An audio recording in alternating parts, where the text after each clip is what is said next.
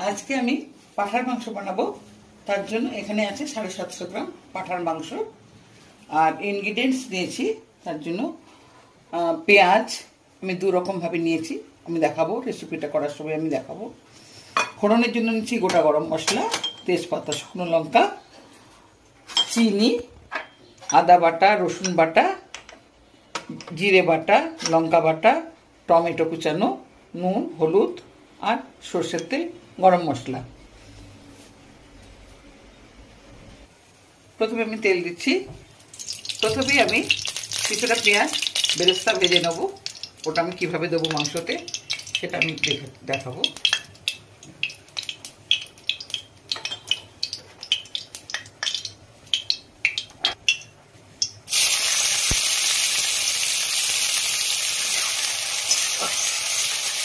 পেঁয়াজটা একটু লাল করে ভেজে নেব, মচমচে করে ভাজবো না।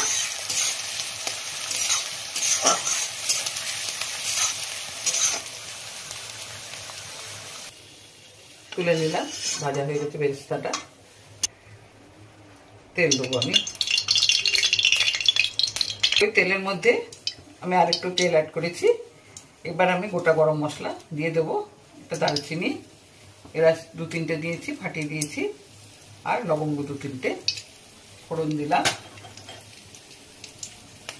এরপরে দিচ্ছি তেজপাতা আর গোটা শুকনো লঙ্কা।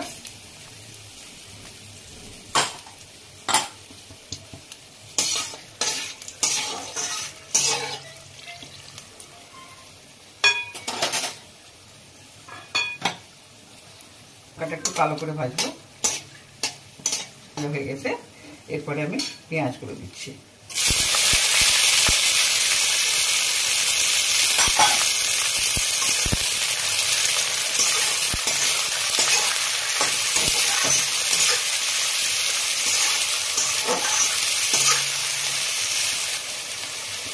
পেঁয়াজে আমি অল্প একটু নুন দিচ্ছি, পরে তরকারিতে নুন দেবো। পেঁয়াজটা একটু ভাজাটা তাড়াতাড়ি হয়ে যাবে, তাই জন্য নুনটা দিলাম। আমি একটু ঢাকা দিয়ে রাখছি।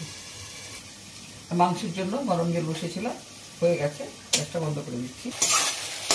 এই পেঁয়াজটা আমি আধা ভাজা করে নিয়েছি। এরপরে আমি এক এক করে সব মশলা টসলা দেবো। এরপরে দিচ্ছি আমি আদা,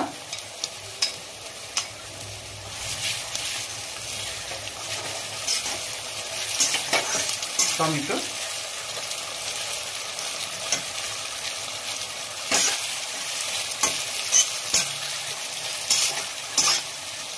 রসুন,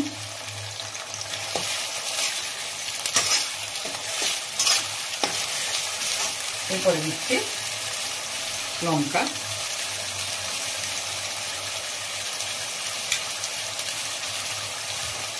জিরে বাটা,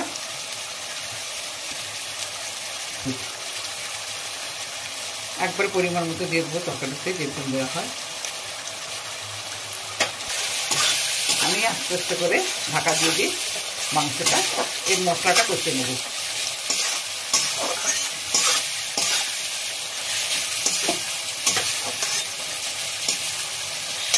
এরপরে আমি একটু চিনি দিচ্ছি, স্বাদ আনা চিনি।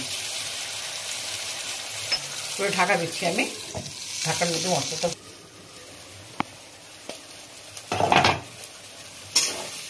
আমার ভাজা হয়ে গেছে। এরপরে আমি মাংসটা ধুয়ে রাখা আছে, এটা দিয়ে দিচ্ছি।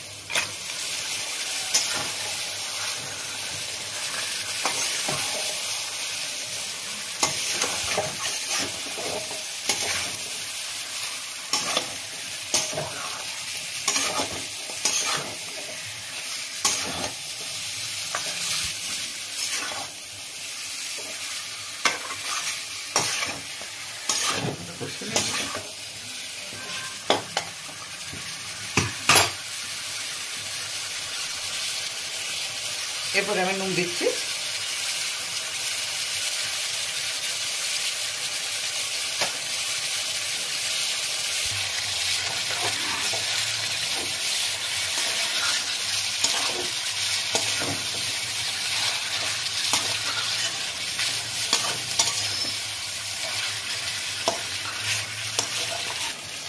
আমি গ্যাসের ফ্লেমটা মিডিয়াম করে দিচ্ছি,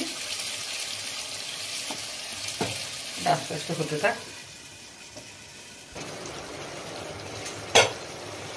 ঢাকাটা খুললাম, একবার নেড়ে দেবো।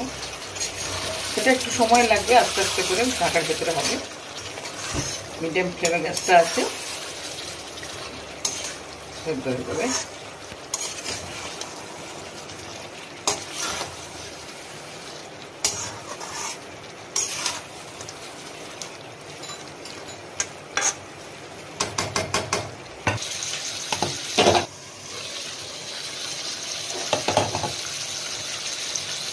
আমি এর মধ্যে দু একবার ঢাকা খুলে নেড়ে দিয়েছিলাম,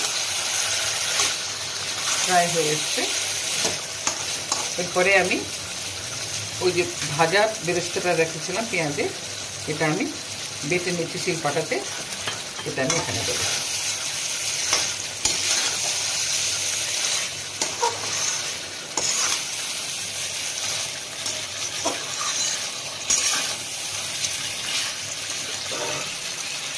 এখন আমি গরম মশলা দেবো।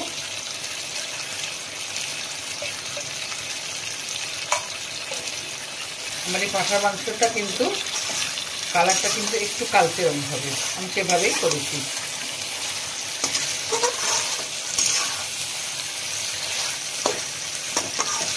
একটু গরম জল দেবো।